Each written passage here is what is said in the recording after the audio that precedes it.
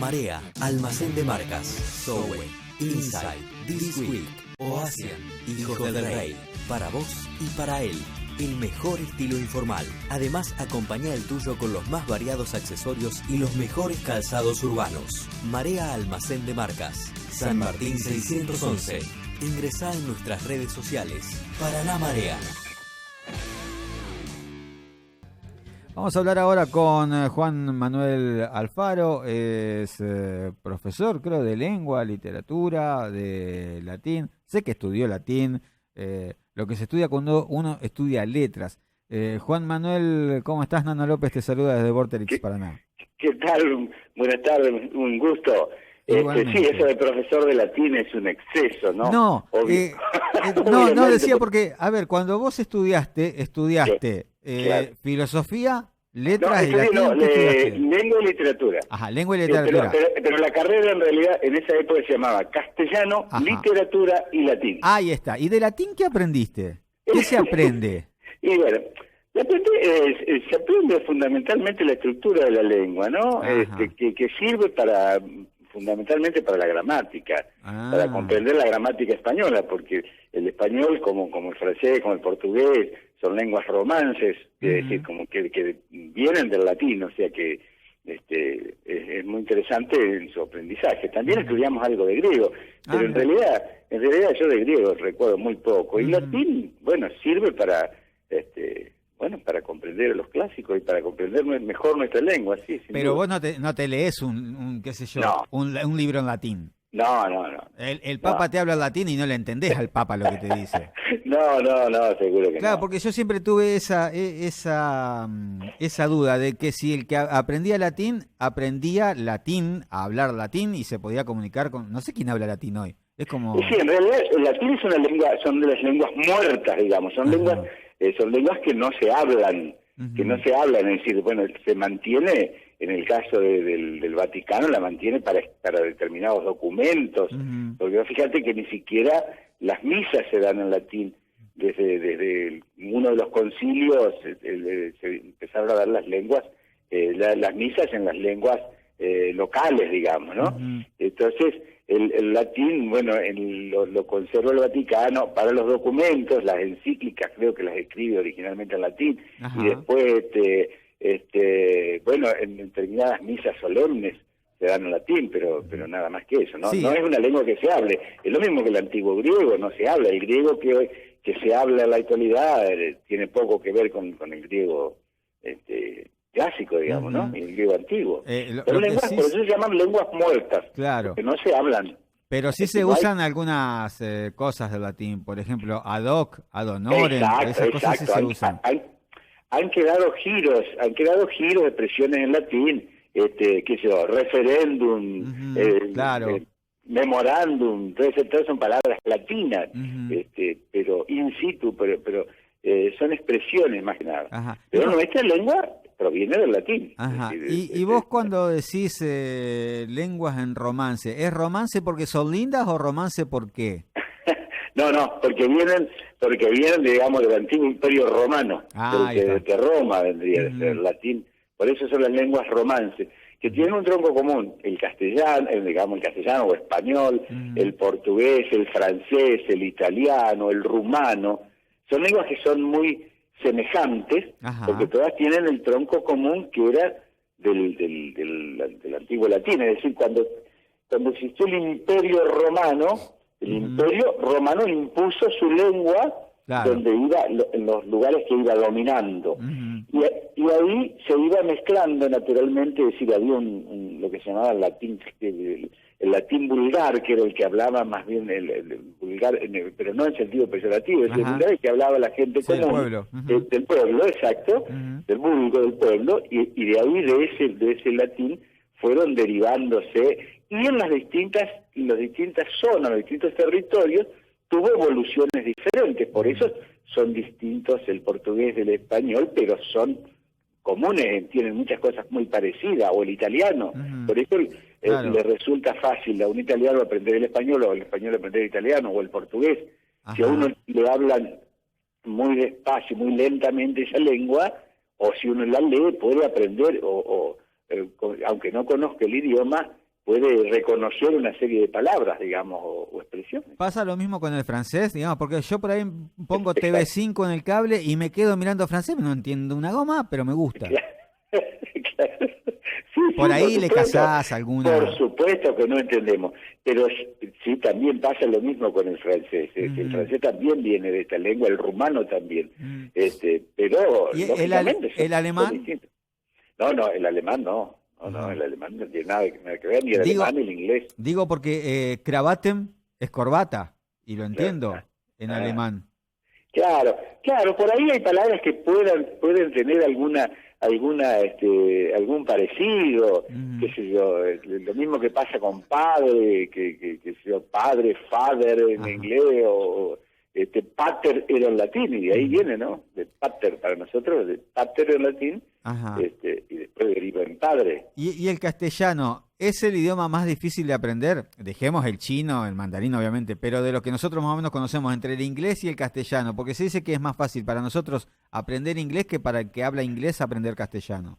Y lo que pasa es que tal vez el inglés sea un lenguaje más simple. Dicen los que saben, yo apenas hablo el español. Apenas hablo el español. Es decir, no sé, estudié inglés en la secundaria, pero nunca no aprendí, digamos. No es una lengua que te uno guste. desperdicia muchas cosas, ¿no? Pero bueno. Hablando de desperdicio, ¿hay un desperdicio en el hablar? ¿La lengua se transforma, la lengua se deforma, la lengua se degenera? Bueno, la lengua la lengua, el habla, es una cosa viva. Por eso, a diferencia de lo que estábamos hablando recién, del latino, del griego, esas lenguas antiguas, son lenguas muertas, no se modifican más. Pero cuando la lengua que está viva se va modificando, va sufriendo modificaciones, se va cargando de significados distintos. Vamos, tomemos un par de palabras, por ejemplo. Imaginemos lo que era la palabra compañero antes del peronismo y después del peronismo. Por ejemplo, se carga de otras connotaciones, de otros significados. Lo que era la palabra proceso antes del proceso militar y lo que es ahora. O sea, uno dice el proceso y piensa en el proceso militar. O dice compañero y piensa en un peronista. Tal cual. Es decir, se va cargando de significados la lengua y lógicamente se va modificando. Ahora, luego, cuando tienen muchos hablantes, porque hay cosas que son muy pasajeras, muy propias por ejemplo, de la edad, de la adolescencia. Todos cuando fuimos adolescentes por ahí usamos algunos giros y por ahí esos giros desaparecen. Y hay otros que se mantienen en el tiempo, cuando se mantienen en el tiempo se van incorporando naturalmente a la lengua, pero justamente porque es algo vivo, es dinámico, vivo. ¿El lenguaje inclusivo, vos pensás que es algo que llegó para quedarse o es algo que está siendo pasajero, es algo que se está recién iniciando? Viste que todos tratan de hablar inclusivo por algún que otro motivo, y que también tiene sus razones políticas a veces. Es un buen tema el que vos planteás. Pues fíjate, yo no creo en las imposiciones, ni creo en las imposiciones de la academia cuando dicen, bueno, la academia dice que debe decirse de tal manera, de tal otra. A mí eso me tiene sin cuidado, porque lo que importa realmente es lo que habla el pueblo, porque el dueño el dueño, digamos, entre comillas, de la lengua es el pueblo. Y esto del lenguaje inclusivo, es una cuestión. Si se mantiene en el tiempo y el pueblo lo incorpora, va a ser válido. Si digamos, pero no como imposición tal. Si a mí me quieren imponer que yo diga, por ejemplo, les niñes, y yo no lo voy a decir porque a mí no me resulta natural eso decirlo, porque a mí me parece que diciendo los niños estoy incluyendo a todos, los niños, sean niños del género que sea. Claro. Pero de todos modos, si el pueblo, el hablante, a través de los años, a través de los años, lo va incorporando y lo va manejando, y irremediablemente lo tienen que aceptar, digamos, la academia, porque es una cuestión de hablante. Ahora no lo acepta, porque es una cuestión como que aparece como una imposición de un grupo, por más que provenga de una universidad o de lo que sea. Pero las imposiciones, yo personalmente no concuerdo con las imposiciones. Uh-huh. ¿No? Hablando de estas imposiciones, no, porque resulta que pasó, me enteré por ahí de que había un profesor que le hablaba en inclusivo a los niños y niñas de un grado X en alguna escuela X. Y hubo una madre que se quejó ante las autoridades y por esa queja de una sola madre le prohibieron al profesor que hablara en inclusivo. Lo que sí el profesor le dijo, yo no les voy a hablar más en inclusivo a ustedes, pero ustedes si quieren usar el inclusivo lo pueden usar. ¿Cómo ves esta intervención de una madre que no entiende que también puede llegar a haber una evolución en el lenguaje? Ay, se me acaba de cortar. Ahí está, se cortó la comunicación. Ya vamos a ver si tenemos la nueva comunicación con Juan Manuel Alfaro, que es escritor y que nos va a hablar, entre otras cosas, como ustedes saben, trato de aprovechar cuando tenemos entrevistados de hablar, de sacarle el jugo, de alguna manera, sobre la temática que ellos, entiendo, pueden llegar a manejar, y me parece que Juan Manuel maneja bien esto del tema de... Sí, se nos cortó la comunicación. Ajá, decía... Bueno, por eso te digo, esos son criterios. Ajá. Ahora, claro, en el caso de un establecimiento educativo, sobre todo tratándose de niños, y bueno, los directivos tendrán que determinar qué hacer. A mí me parece que esto, por ahora, a mí me parece que por ahora no debería incorporarse en la escuela como imposición, ¿no? De ninguna manera. Pero, claro, está bien. El profesor no lo haría como imposición, sino tratando de ser cool con los chicos y empezar a hablar en inclusivo, porque él se daba cuenta de que les niñes estaban hablando en inclusivo. Y saltó esta madre diciendo, no, por Dios, ¿qué están haciendo con mis hijos? Lo que pasa es que supongo que sobre todo tratándose de niños muy pequeños, y debe ser, claro, difícil digamos, que tenés que aprender la lengua tal como funciona, la lengua general, digamos, la lengua común a todos. Y después, bueno, estas variantes, porque esto no deja de ser, por ahora no deja de ser de un grupo, digamos. Claro. Yo no me opongo ¿cómo te puedo decir? Es que, ideológicamente. Sí, pero viste que llega un momento en el que oponerte ya es al pedo, disculpen la palabra, porque ya está. Claro, por eso te digo, si el pueblo lo incorpora, si el pueblo habla así, y bueno, el pueblo el pueblo es el que impone. Sí. Es Vox Populi, Vox Dei, hablando de latín. En latín, claro. Exacto, tal cual. ¿Viste cómo hace? Ah, qué instruido que estoy. Juan Manuel, sos escritor, pero ¿sos profesor o yo me la tiré como que sos profesor y nada que ver? Sí, no soy profesor, pero estoy jubilado. Ajá.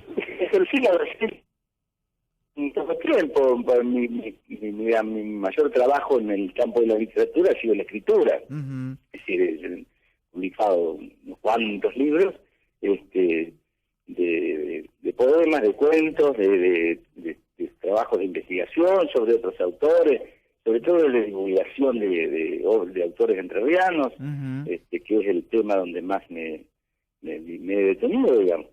Pero... No, mi pregunta se basaba en, sos escritor, eso sí, no cabe dudas, porque he visto en Facebook hay un montón de libros que has escrito, y me pareció muy bueno lo último que habías puesto, uno de los últimos posteos que vi de El Timbó, ese me pareció, estaba muy bueno. No, digo, ¿qué se te dio por hacer el profesorado de literatura? ¿Para ser un buen escritor o porque...? Yo lo estudié la literatura por un gusto. Literatura desde muy chico, desde Guti. Pero lo estudié no con el fin de dedicarme a la docencia, sino siempre fui muy lector desde niño, muy lector, muy desordenado, obviamente, y entonces el profesorado fue una de las cosas que me brindó, fue ordenarme en las lecturas, y aprender una cantidad de cosas que también obviamente me sirvieron también para la literatura, pero más que nada conocer otras literaturas, y conocerlas de una manera más orgánica.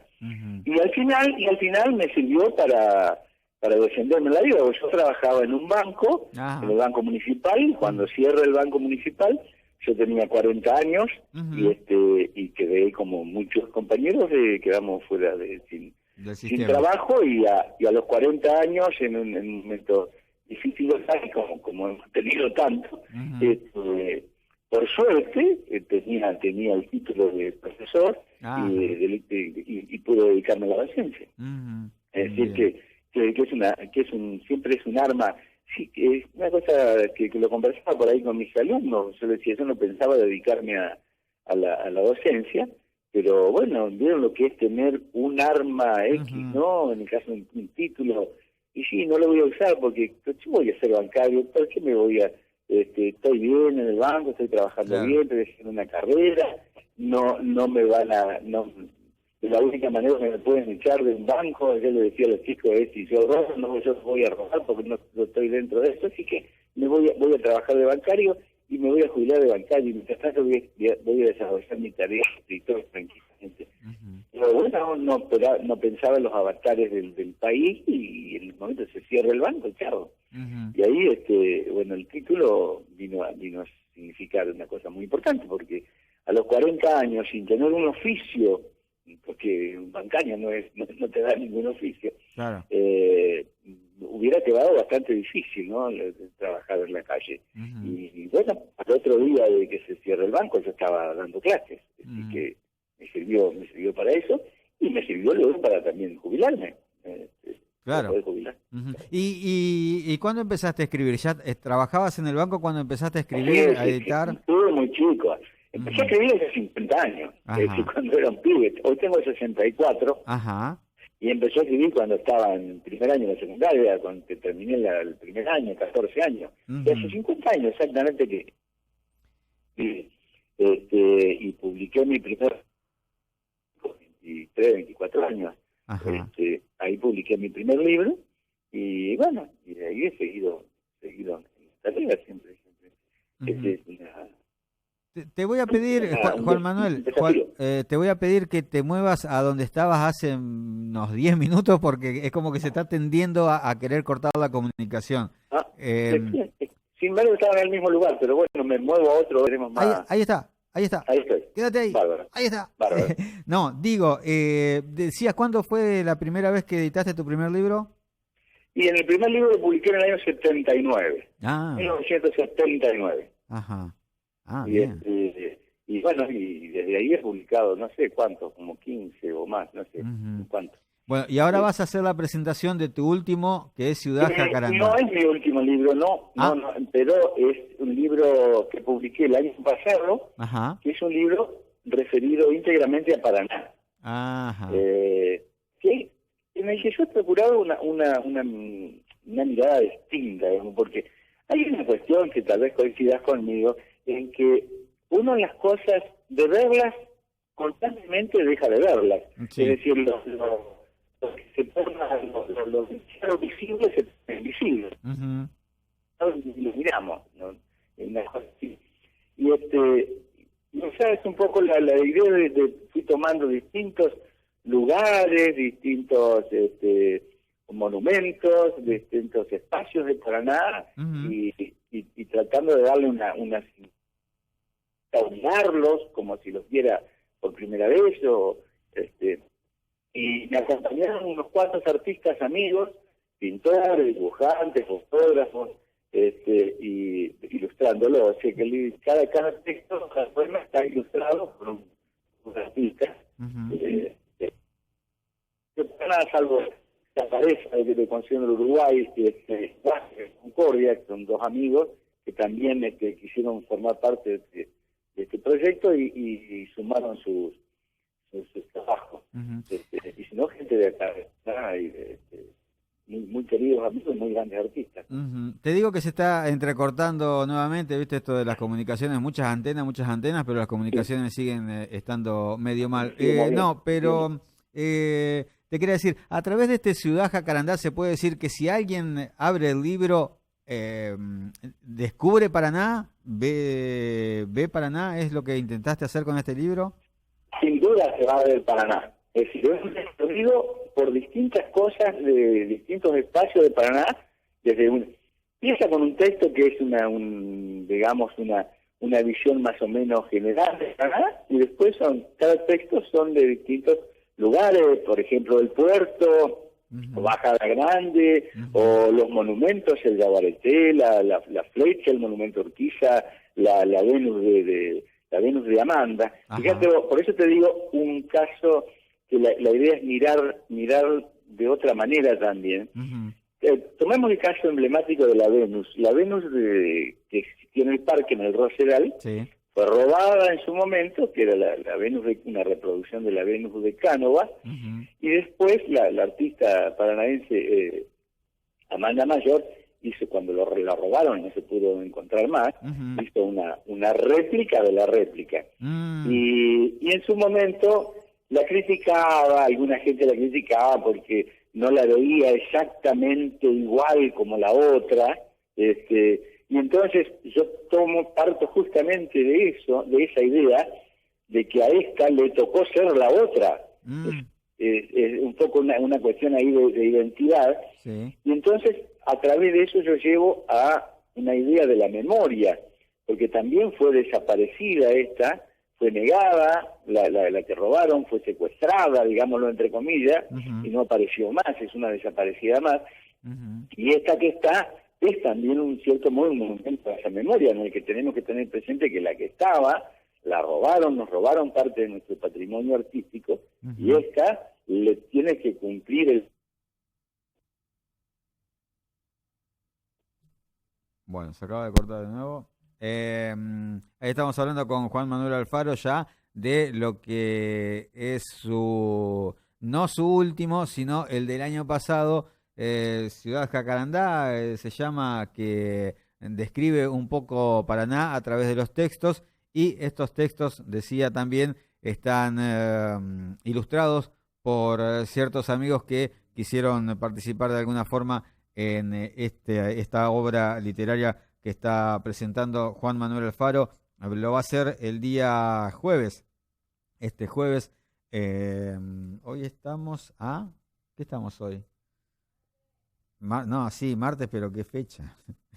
Bueno, pasado mañana, el 5 de septiembre es presentado Ciudad Jacarandá en la ciudad de Paraná. Va a ser en el Auditorio Rodolfo Walsh de la Facultad de Ciencias de la Educación, en calle Buenos Aires 389. Ahí va a estar Juan Manuel. Decías, Juan Manuel, sí, de la Venus robada, bueno, un poco de identidad, y también decíamos de que a través de este libro vos lo que querés es mostrar Paraná.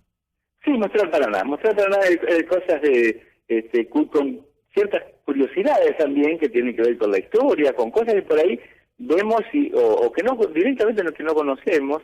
Entonces por eso le he agregado, además de los poemas, tiene una serie de notas al final que son informativas, digamos, unas pequeñas notas informativas sobre algunos de los lugares o de las cosas o de los objetos digamos que he tomado como para material para los poemas. Hablo de los leones del correo, de la fuente de la reina, que es la fuente del ferrocarril, de lugares emblemáticos de Paraná, como el pasaje Bausis, como los árboles protegidos, digamos, cosas que sobreviven, como, qué sé yo, los naranjos de calle San Martín. Qué lástima que son toronjas esas. Sí. Si no, estaríamos todos colgados a los árboles comiendo.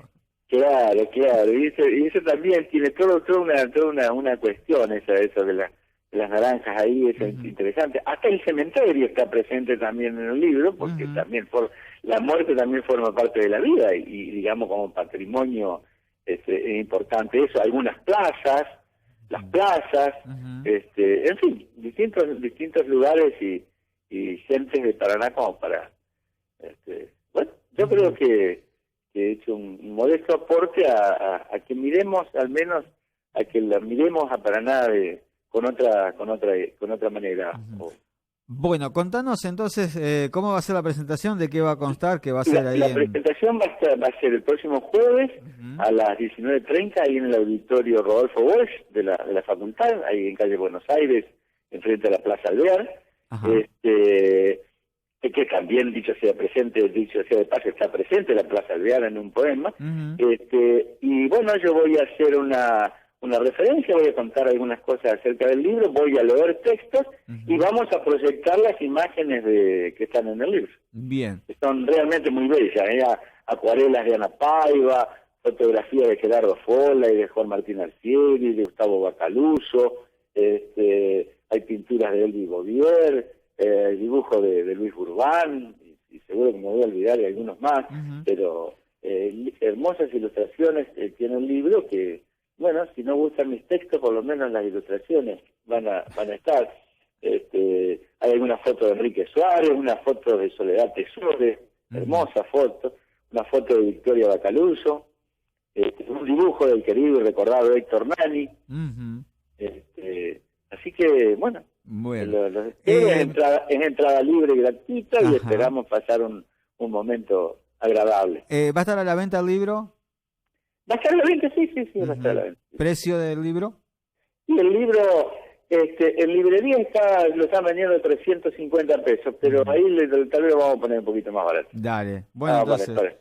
Para que la gente, si quiere, y si alguien quiere llevarlo y no tiene dinero, no hay problema, que se lo lleve igual.